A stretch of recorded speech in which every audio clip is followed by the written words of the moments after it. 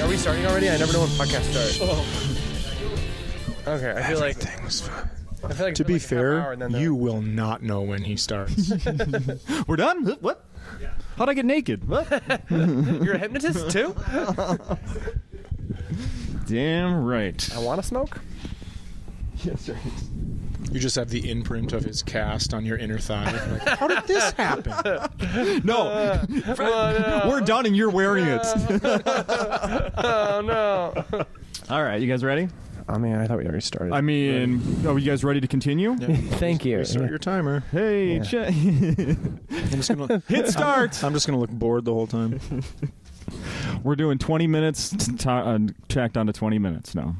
All right, let's do it. This has to be 20 minutes of a new podcast? They're going to be 20 minutes of any podcast we've done before? It has to be no stories you've ever told on a podcast. No words you've ever used. You could have tried them out on your girlfriend, but you can't have done them on the stage with your girlfriend. If no one was there, no one showed up to the open mic. Well, maybe he'll leave that in. This is episode 340. This is the second episode of the day, second of the week, second of however you want to look at it. It's our second Crash and Burn episode here at Acme. It's Tim Slagle's baby, Crash and Burn, but Tim Slagle was on the episode we already recorded. This is Chad Daniels and Michael Palascak that are here with me. Fellas. Hi. Welcome. Thank you. Yes, thank you. I don't know that anyone's ever said my name that Minnesotan before. Oh, it's Chad. It's Chad Daniels. Don't you know there? Mm-hmm. You're familiar. Everybody knows Chad. You've been to his house. You've seen his backyard. Is Mary Mac here now? Have a hot dish. Yeah, hot dish for everybody. Welcome to Thursday afternoon's podcast. Thank you. And Thank you so much. Chad. Yeah. I'm sorry. I already forgot your name specifically, and maybe I didn't say it because it was so fast. Justin, thank you. I'm sorry. I just didn't want to be like not saying your name. Well, this is going to be weird because you were already starting with me, and you and I have had a friendship for several years, and you came to see me do live stand-up comedy in Florida. Sure. And you've seen me here in Minnesota several times. Sure. And we've and then Michael didn't even remember your name, so he probably won't even get any questions today. And with me today is Chad Daniels, and we're here. Hi, to talk Justin. About... Hi. Oh, what? Hi, Justin. Hey, do we have a second? What? Can you hear that in the back? There's a Justin? voice coming through that is. Hey guys. Cut mic 3, please. Hi guys. Here we are, and you know what? I'm glad you asked me my name because I will say that I've done whole episodes with people that I just met for the first time, like you. And when I leave, I'm like, "There's no way they never knew my name." I go through the whole episode on my drive home. Usually, like, fuck, I should have done this better, that better. And I'll think, and they don't even know who the hell I am. It's my fault because when people say their name the first time, I'm so self-conscious about what they think of me that I don't hear it all the time. Oh, interesting. I can jump. Yeah, I'm the same way. When I drive home after doing this podcast, I often think Justin could have done this better, and he could have done it. Like, I'm going to text him right now while I'm driving home. Share that with me sometime. I'm not afraid. I am not afraid. That's actually a great way to, now we'll talk about Crash and Burn, where you guys are doing new material, taking notes from the other comedians working with you. First of all, I want to know how each of you got involved and why. Go ahead, Michael. Okay, I'll go first. There's an open mic at a comedy club near where my parents live in Chicago area, and it used to be a club that it was at a different location. That's like the first club I ever performed at for money. Like, this is one of the first clubs I worked at, Riddles, and it moved, and I would go back to their open mic sometimes on Mondays. And Tim hosts it sometimes just because he's doing like a favor to the owner because the owner got sick and moved to Florida. So Tim makes it a good show. Oh. And I would go and do stuff and he would give me tags and it would be really fun. And I would never contribute anything back worthwhile. And then eventually he was like, I do this show in Minneapolis, Crash and Burn. You do 20 new minutes. And I was like, I would love to come to this club and I would love to do that. Yeah. And so this is your first week here? No. My first week here was when I lied to Chad and said I had family here, and he brought me to feature because I had a place to live. I thought I had a place to stay. Oh. I don't know if you remember that. No, shit. Okay, I remember. Yeah, absolutely. I was drunk at a wedding for the record when I lied to him, but I did go. I was doing a lot of colleges, and I really wanted to work this club, so it wasn't like I didn't want to pay for my own hotel or whatever, but Yeah, I always felt bad. How long ago was that? It was a long time ago. Like, Cy was our host, I think. And oh, wow. It was probably like 2000, whenever Fritz got married, like 2009, 2008. Can you say 10, maybe? 2010. Wow. Sounds about right. Holy cow. Yeah. Oh, shit. Yeah, so that was my first time. And where did you two meet then? Just doing live stand-up comedy. Yeah. Yeah, the first time I remember I met Chad, he said that he didn't like me because I was young. I think you were being nice because I got laughs, and he's like, we don't like young people that are funny. He said something like very complimentary, but also...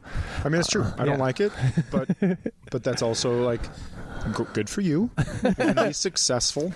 I think this whole podcast is me remembering every moment of our relationship, and Chad being like, "Yeah, that sounds right."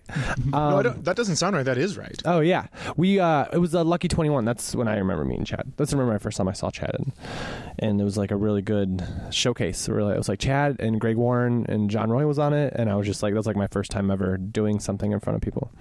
Chad, they announced who was participating in this week not too long ago, but when it first came out, I didn't see your name. Yeah, I needed to make sure that I cleared everything, my schedule, because so the week starts Tuesday, and my daughter is playing 16U soccer, and all the games are Tuesday. Oh. And there's not many of them, so I refused to miss them. Sure. And so I wanted to make sure that Tim was going to be okay with me missing. I wanted to make sure the other two were going to be okay with me missing. And then I have plans for Saturday during the day, and so couldn't be here for anything. So as long as those got cleared, I was good to go. But we were just kind of waiting to make sure. How is it, since you brought it up, pretend your daughter, you love your daughter, soccer dad. How is it watching soccer? As a soccer fucking dad? Sucks. Yeah. But I don't know. Okay. I don't know anything about soccer. Okay. And I refuse to learn because I don't have the time to coach. So learning doesn't make sense. Okay. And I don't know the rules to yell at anyone. So I sit and I watch. Well, that's good then. And then sometimes, yeah. I mean, I don't know anything. I'll just be like, oh wow, that was like a long kick. Anytime someone kicks it far, I go, gee, what? Good for you guys. You're like a mom who's all her sons played football, and she's just like, I don't really know. Yeah, I don't know. I just don't want him to get hurt. Yeah. Right? Yeah, I just don't. I don't know. People will be like, you're pretty quiet. I'll be like, yeah, well, I'm watching number 15. What am I supposed to do? Yeah. And she's not moving. Sometimes we wave. She's not really paying attention either. She likes the social aspect of Sure. it, and that's great. Yeah. I feel like some people might have the impression, because I know my dad was like this for like sports. He would like sit by himself and not talk because he was internally like criticizing everything that was happening and upset at people, and he was just like, I can't be around people. Well, that's not me at all. So I think that they might internalize that and put that. The only thing I don't enjoy about soccer is school soccer, because it's in the fall, and these fucking animals that leave half-eaten, Laffy Taffies in the garbage attracts bees. And I'm allergic to bees, so I'm sitting in these aluminum stands just, you get there early and you go, oh, I'll sit here because no one's on this side. And then you're packaged in all of a sudden, and there's bees flying all over, and little kids waving at them. It's like, yeah, piss them off. Yeah. Piss off the bees that could kill me, you jerks. No. So that's the only thing I don't like about soccer. Otherwise, I love being outdoors. Even if it rains, I think it's awesome watching other human beings tiptoe around trying not to fall. Yeah. I love it. Sure. And the falls can even make it more fun. Yeah, as long as they're not hurt. See, I love when an adult falls, but when a kid falls, it's like, don't let that be something that could like ruin them for a little bit of life. True. But when an adult falls, then it's like, they've had their life. I do feel like had their life. high school kids playing. I didn't play soccer that old, but I feel like when it's rainy, the ground is softer. So as long as you don't sprain a knee or an ankle, like you're not going to get a concussion by like doing it. And what's great is when the ground is wet, like you were saying, it's you plant, but your foot doesn't stick. Right. So it's a slip. It's never going to be like a twisting of anything. Oh, that's It's just a straight up O'Doyle rules banana peel. Doyle rules. That's fantastic. Oh man, there's a family of redheads where I live, and every time I pass them in any store, I go, O'Doyle rules. I love it. I can't get enough of it. They're probably going to kill me, but okay. Oh, that's fantastic.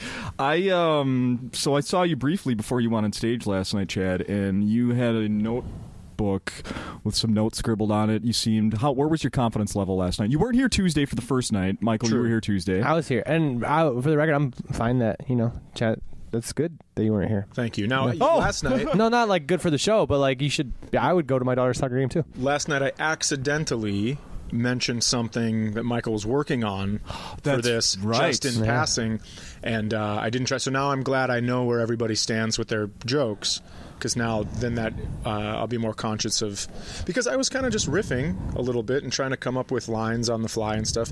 But any other club, I would have been very, very nervous about this.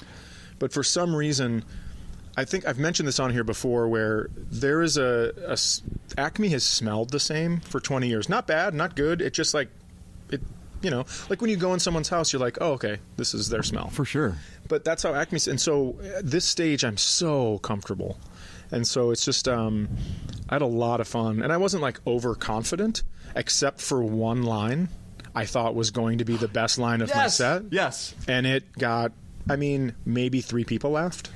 And I was like, wow, that's interesting. I had stars.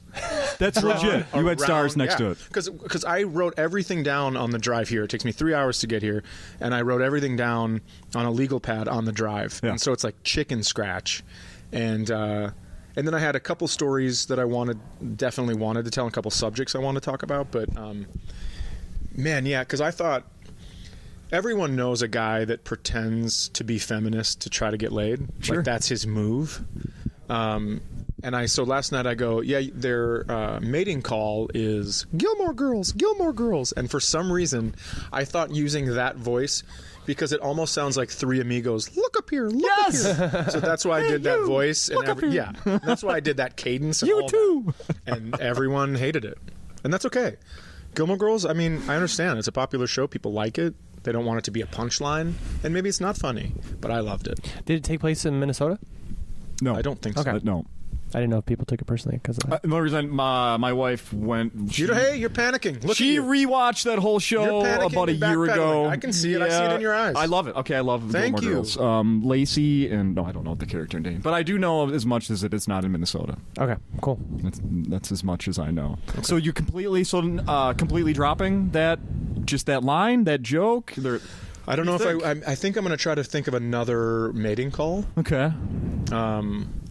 And just see where that goes. Okay. But who knows? Maybe you could be more like negative with it. Like, I feel like a guy that's trying to get a girl might be like, oh yeah, that guy's horrible because he does that. Like, whatever famous person's in the news. Here we go. Writing session. You're happening right now. talking about, instead of something that seems feminine, you're saying attack another man. Another dude, yeah. I really like that. Yeah.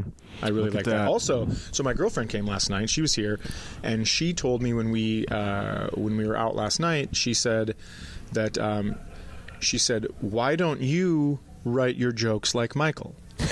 And I said, well, what do you mean? And she said, well, he takes a subject, and there's like, when he's done with it, there's nothing left. And in the business, we call that joke mining. And it's true. Gaffigan is a big one that does that, where like you try to think of anything when he's done, and there's nothing left. And then you go back and look at Michael's stuff that he was working on last night, and it's true. He scrapped everything.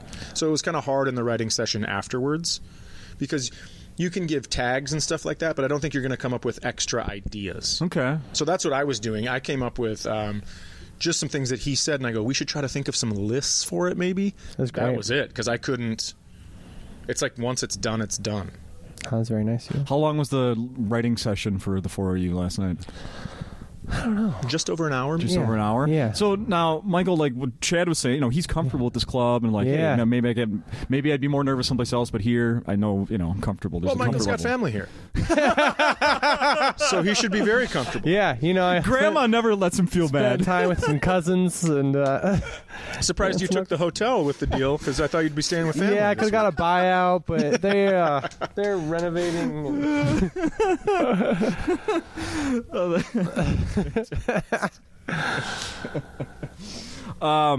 When did for both of you, when did you start writing ideas down that you were going to save for this week? I mean, was it literally, like for Chad, was it just on the drive, or Michael, when for you? So my plan was going to be to do it because I was working on stuff that I'd already done on stage a lot because I wanted to record a new album at some point, and so that's all I was doing. And so I was like, well, I'll start on this on Sunday after my Saturday show. And then Tim sent out an email probably like 3 weeks ago and be like, I'm really excited. Really excited to see the stuff you guys are working on. I'm just like, oh, he wants us to come Tuesday with stuff. So then I just started making lists, and I wasn't driving, but I was like, I have a 5-month-old baby, so I would just be like telling him the ideas, and then and sometimes he smiles. So and then I would take notes. So funny. Yeah. Can I interject here just a second? I used to tell my grandma who had dementia. I would tell her all like the shitty things I had done. And she wouldn't remember. Yeah. And it was good to get him off my chest looking at a loved one, but then knowing she wouldn't remember. I don't know if that's taking advantage of a disease, but also it felt so good. Yeah. It was so therapeutic because the next day I'd come, big smile. If I'd have told the rest of my family, they'd have been like, we don't know if we want you around here. But I would tell my grandma, big chatter. Yeah, she never forgot my mom's name, my sister's name, or my name. She never confused him with anybody else. Yeah. That was great. Grandma's so not judgy. I think that's a healthy. First of all, I can't imagine, Chad, you're such a nice person, of things that would make your family not want to talk to you. But. Well, I just made some poor choices. Yeah. Sometimes in my life. Sure. But I had a grandmother with dementia as well, and I think no one ever thought to do that, and I think that's a very healthy way to sort of continue your relationship with your grandma. Like, I'm sure she's a person that she would want to listen to your problems if she could remember them too. So I don't think it's taking advantage. And it was always like if you start volunteering at senior citizens homes and just like spilling your guts, that might be a little different. That'd be so funny. I always knew Chad's brain games. I always knew when I was in the clear, when I'd be there on like a Tuesday or something, and I'd finish telling her all this stuff, and like sometimes I'd get emotional about it. Yeah. And it wasn't really like things I had done wrong. It was mostly about my marriage coming to an end. Yeah. So it was just kind of getting my emotions out, I think, more than anything. But and then I'd go, so how was your day? And she goes, well, your grandpa and I walked home from church this morning. And I was like, in the fucking clear, dude. Yep. Reset. In the clear. No. You got nothing. She has no follow-up questions from the previous day. Nothing. No. You got, well, I'm glad church was good, Grandma.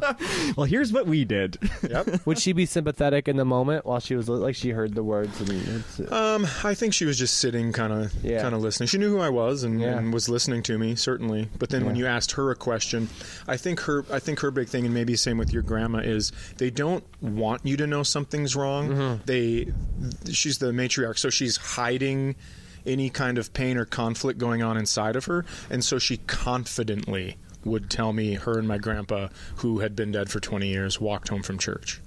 Wow. Yeah. And I mean, confidently. Yeah. Like, you seem nice, but you're fucking a dirty liar. You're a dirty liar, and you're selling it. Maybe that's how you got that skill. It could have been. Yeah. Who knows? Who knows? I listened back to last year's episodes I did Crash and Burn Week. And Cy Amundsen was one of the people that did it. Oh, boy. Yeah. You're familiar with them, Chad, right? You know Cy? You know, we've started a podcast, Justin. I've heard of that. It's called The Middle of Somewhere. Okay. It comes out every Monday. You can listen to it anywhere you listen to podcasts, including this one. Mm-hmm. It's about cooking? No. It's about Cy and I maps. used to text each other funny stories that have happened to us on the road or during the week, and then we were like, why don't we just tell these into a microphone and see what happens? And it's a really fun one. So if you are listening to this and you're still working, crunching numbers, doing what you do at work, why don't you pop that one on? How many have you done so far? 8, 9? Something like that? I think 8 are out. Yeah. So the 9th will be out Monday. I'd start from the beginning. I hate to do this to you on your own podcast, but No. I'd start from the beginning because there are some inside jokes and stuff. That's good. No, I want promote away. Thank you. Yeah, absolutely. That's why I brought Cy's name up to do that. But I also want to bring up the fact something he said last year, and I'm going to read it because I wrote it down here. Cy said, the worst feeling is being on the road with someone and they give you a note and you feel like you have to do it. So what I want your opinion on that. Like, you guys are now taking notes from each other, right? That's how you say it, right? Mm-hmm. The writing sessions. Are either of you have any ego stuff about tagging someone else's joke or taking one from someone, and do you feel pressured to use it? I'll defer to Michael. In this scenario, I feel like because we're doing 20 new minutes, I think that for someone to give me a tag, they'll know, like, I might lose it. Like, it's written down, but I might not remember to say it. And it's nothing personal against anybody. And if I don't like it, I can just not say it, and it's not personal anything. But in a, like, out, so, and also this group of people like Sara and Chad are so easy to get along with that I feel like everyone's just supportive of everybody. So it's very nice. I feel like out in the world, if you're working with somebody, I think it's more like when you're coming up and like a headliner gives you a tag, you kind of feel like, oh, if I like this guy and I want to work with him, or like I should probably try it out. And so I feel like you feel that sense of like I should try it. And then when it comes to like, I do feel like there's a weird feeling of like every day we get together to write, and there's a sense of like, I've done this on my own for so long, because like once you go on the road, you're just alone, so you don't have those people, that it is weird to be like, I don't do any prep work, because I'm like, I'm so used to doing nothing until I do it on my own. Like, to prepare for something that's not the show is just weird. So I end up showing up when we're eating, and I'm just like, well, this is an idea that I meant to do and I didn't, but that's all I have right now. Sure. And I keep thinking before the next writing session I'm going to have stuff, but I haven't yet. Okay. Yeah. Chad? I would like to go back to what Michael said about headliners on the road giving you a tag, and I'm going to go, it's mostly dudes, and it's mostly guys that, I don't know, like I wouldn't buy a ticket to. Okay. I'm gonna say. Yeah. And then at least it was when I was coming up, and they'd be like, this is so funny, you need to change this line and do that. They wouldn't suggest the tag. They'd go, here's what you need to do. And it's like, that's fucking horrible. Yeah, you don't want that. And I've seen, like, no. I've watched you do comedy, and I'm not listening to you. You know? As far as, like, taking tags for Michael and Sara, I refuse to, because I don't want to be like on TV doing a bit and have these fucking freeloaders and these coattail riders pointing and going, I gave him that. I mean, that's ridiculous. No, it's they're both very funny, and you know, I've already commented on Michael's joke writing, so his ability to look at something and find get all of it, I trust very much.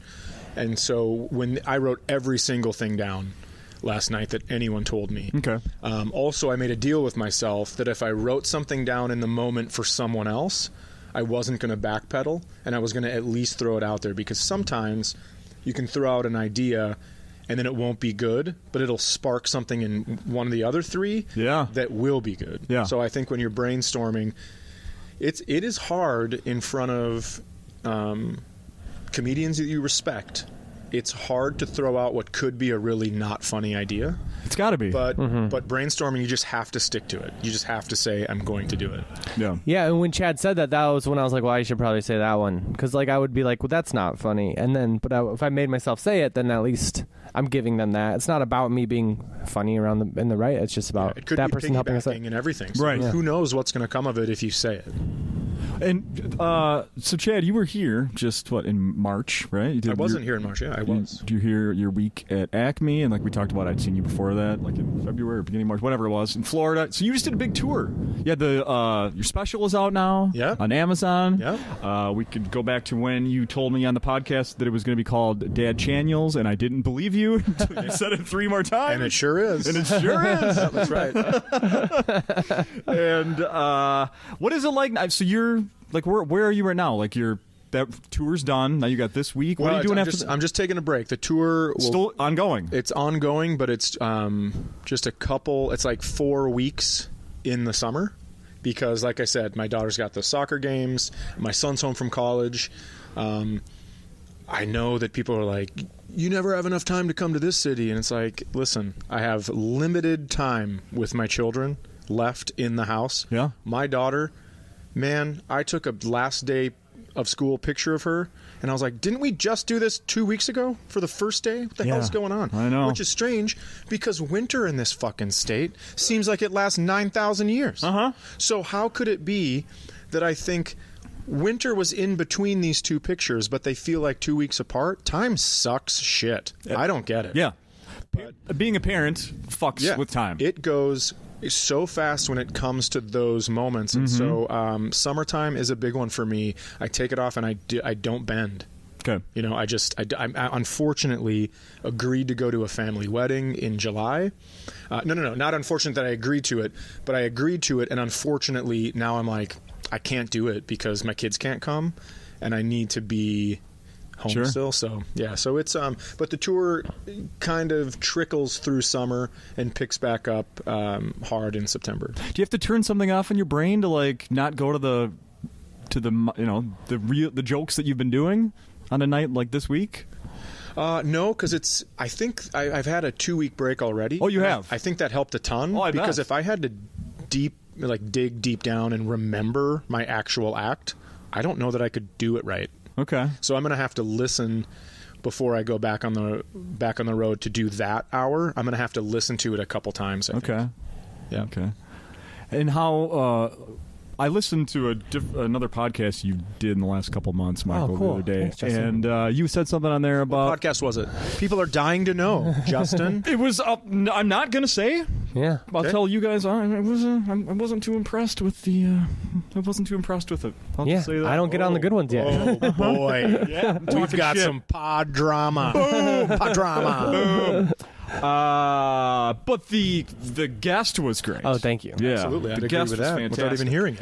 One of the things you said on there, and I think you mentioned it briefly here, is about like you're planning on recording sooner than later. Oh, yeah. Like, how close are you? Like, you've been working on material to finalize it, record it, and now you're just, I'm going to do 20 minutes of new stuff out I of know. nowhere. Yeah, so I wanted to record New Year's of this year because I was like, New Year's early show, always fantastic from just my experience at the club I was working. And the people that were supposed to record just were like, we don't have somebody available that day. And I was like, okay. So then I was like, well, I just didn't have any time. Time's coming up that worked out. And then, and now it's the summer, and as a comedian who started out in the Midwest, I'm not going to record an album somewhere in the summer. I'm just not going to roll the dice. I'd agree with that. And like have people that came from their lake or it was hot or like something. So now it's like I'm going to probably wait till the winter again and maybe New Year's of next year. I don't Holy know. cow. Or sometime. So I Do think you want to share the company that dropped the ball on New Year's Eve?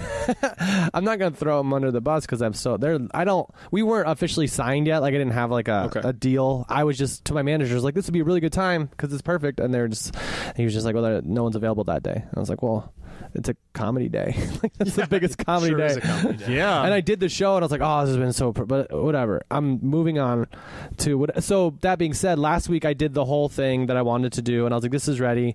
And then I found out the numbers for next week in Chicago, and I was like, "We'll just wait." So this week has been really fun to be like, I can just start with a new 20 minutes, and then either add that to the album stuff, or like that's the next hour after this, or maybe something bigger will come along or smaller. Who knows? Yeah. Wow. But when It is nice to have that hour, though, in Yeah. your back pocket. And I don't know how you feel about this, but after honing an hour, knowing that, well, 4 months ago, I tagged this joke with this, and it crushed, so I have to do that tag every single line. This week feels very freeing. Because, like, I don't have to do anything. yeah. Other comedians are kind of watching and helping and pushing you in a good direction. I just think it's fantastic. It's like there's zero pressure. Yeah. I think. Did I? How do I ask this? The last bit that you did last night, Chad, was. I mean, it's you. I don't know. Work on it a little. That's going to be ready on your next special. Well, so to be fair, so the rules are you cannot have said it on stage before. I did. I wrote it with the intent to be funny for the teacher. So for people that don't know, I got an email from my daughter's teacher about talking to her about sex ed, and then for extra credit, I had to write a letter back and tell the teacher what we talked about. What you talked about, yeah. And so I told it on our podcast, the whole thing. Oh, you did? Okay. And so I knew a little bit from that, like watching Cy and our producer, watching where they laughed. Okay. I kind of felt out where the beats would be. Yeah. But other than that, yeah, I mean, it feels good because it's about parent. I mean, I talk about my kids a lot, but I talk about how mostly I parent and I don't have a clue what I'm doing, but sometimes I do stumble upon something that's all right. And I think that talk was fascinating to me. I mean, my daughter's so bright and so self-confident, and I'm thrilled to see what she's going to do in the world. And that talk was just like one of those times where you're like, oh my God, I did something right. Yeah. And by the way, big props to her mother as well. I'm not saying I did it. I'm just saying like I was part of something great. And my son too. My son is out of the woods, we're calling it. Okay. Yeah, taking responsibility, getting jobs on his own, figuring out apartments, doing school, all that stuff. That's good. Isaac, update. So at the end of your Dad Channels, there's a thing where can I don't want to spoil it. Yeah, absolutely. The kids come out. You invite your kids out, and your son. You tell a story, and then it kind of ends with him. You talk about he zings another comedian, or he zings a comedian, basically, right? Yeah, that's true. And well, we could say it. It ends with him saying like something about I didn't know you're hard to know when your jokes are funny until I heard you laugh at the end or something like that, right? Yeah, he says, "Can I tell you something I like about your act?" And he says, I like when you smile at the end of your jokes to let people know they're finished since the punchlines don't do the trick. And we all sat there just baffled. Amazing. This young man was with me night and day and was killing other comedians. I was sitting at a table for dinner and everyone's howling at my son. I mean, he was in his element there. So I watched that, and then leading into last night, I thought, if Chad struggles, you could just do that little smile at the end, let people know what the punchline is. You could steal the idea from your son. So just keep that in your back pocket. That could still work the rest of the week. I don't think so. No? Now, hearing this, Michael, does this make you thrilled to know that you have a 5-month-old comedy writer at the house? Yeah, I mean, like, I would listen to you. My favorite, I haven't heard that part yet, but my favorite joke of yours is, which I repeat as your joke to other people, is the IHOP one, where your daughter says that, I don't know. But it's referenced on the latest special as well. Yeah, how they asked for his ID at the IHOP, and they're like, and he gives it a passport, and they're like, no, we need your driver's license, and his daughter's like, isn't this the International House of Fame? It's so funny. So I mean, that's just like a separate, in my mind, I hope my son is, like, helps me write, but... Oh, it's to let you know how much my children have helped my comedy career. Pat McGann, a very funny Chicago comedian, like been on Letterman, great career so far. And we were at Just for Laughs Comedy Festival in Montreal, and he did Jeff Dunham's gala show. So Jeff Dunham hosts it, and then a bunch of comedians come out, and then we met back at the bar, and Pat goes, I ate it so hard. And knowing Pat, it's like, I doubt it, but he probably thought he did.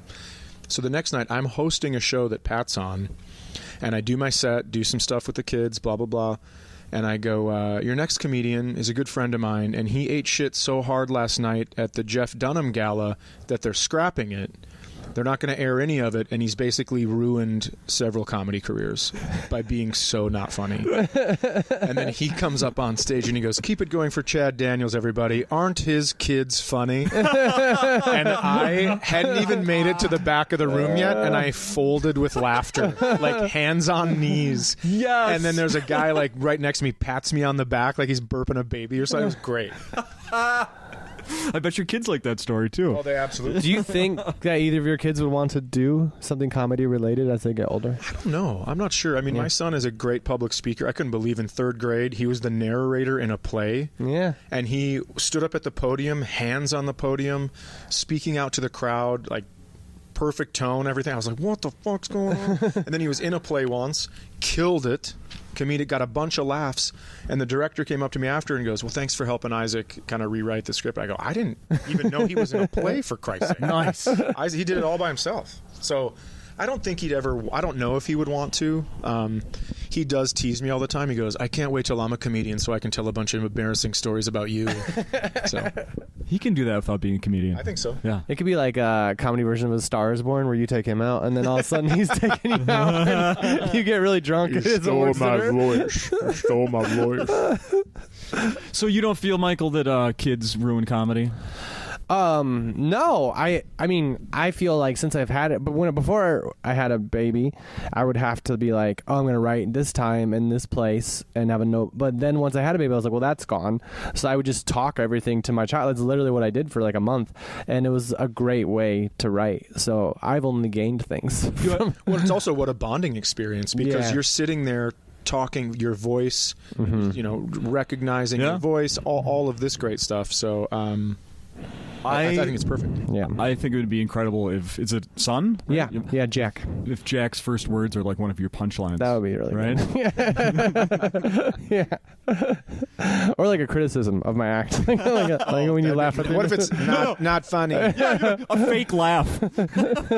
Did you see the light, Dad? Or if he was just like, all those smiles were gas. Yeah. Nope, still farting.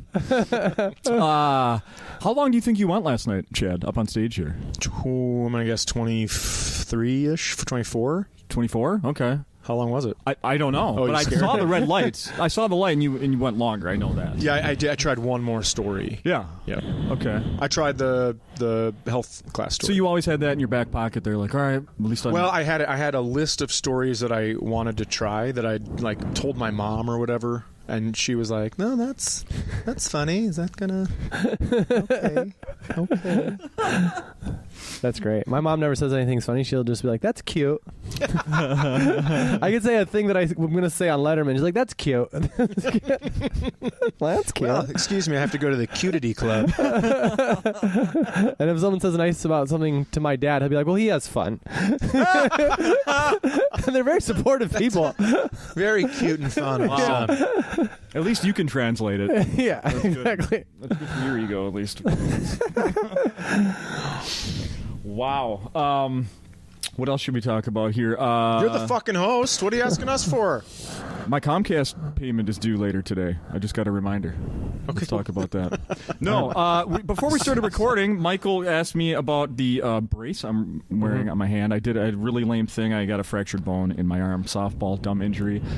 But can I describe it? Sure.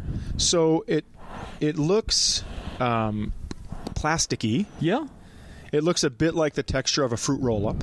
It looks like that. And it has diamond holes in it, I'm guessing for air release, and there's a zipper on the side. Yeah. You look like you're in a bowling league with gay bikers. How come you're laughing away from the mic? Because I don't want to offend my gay biker friends that I bowl with. That's why. Yeah, but that shouldn't be offensive. Okay. That's like from Police Academy when they show up at the Blue Oyster. That's right. That's the same outfits. I love it. Yeah. By the way, I hate to interrupt you again, but if there are gay bikers listening, find me on social media and please let me sit behind you and let's bike. Yeah. Listen and subscribe. Do some stuff and rate it. Yeah, rate it. Absolutely. So yeah, this does have a zipper. I was given the option. They suggested a full cast that was going to go over my elbow, and I was like, absolutely not. So I just have this thing for like another 3 weeks. But we're here to talk about you guys. Do your physical therapy. I'd have none. Well, I mean, never. You'll have some. No. Sometimes when they take it off, they're like, you have to do some. Oh, maybe then, but they didn't say anything. Yeah, I think once it's off, because some people don't, and then it's bad. But I did mine, and I feel like it's brand new. Well, this is what I want to know. Yeah. Dumb injuries. What's the dumbest injury you've ever had? I fractured my skull playing intramural flag football in college. First of all, can we get a time? Can we time chart when you finished the question and how quickly he answered? Yeah, I think he bit my lip trying to get those words in. Unbelievable. That's clearly the dumbest injury you've ever had. Yeah. That's how fast that was. I hope he asks me. I'm ready. It's like one of the bits he's been working on. It just rolls. It's for tonight. Yeah. Elaborate, please. I played sports in high school. I played like normal football, but in college, I wasn't athletic enough, so I just played intramurals. And in flag football, I was playing safety, and no one's supposed to get behind you. But I knew I was faster than the guys that I was playing against. So I was like, when the quarterback rolled to his right, this is a very detailed response, but I was just like, I'm going to go with him to make him think he can throw across the field, which that's going to get picked off. So I did that, and he threw across the field, and I was running back like this. And the other guy was running in. I didn't even see him. I don't even remember it, but I think his forehead hit like right here. And I was just, the next thing I remember, I was just holding Tylenol near a water fountain. And I was just like, oh, I started to walk towards the field like, oh, this is fun. We're playing this. And then my face was just hurt. Jeez. And I had surgery, and it's all better now. Oh, wow. Yeah. So it's stupid. But it was kind of like, it was stupid in the sense that I got hurt, but I still think the strategy was sound.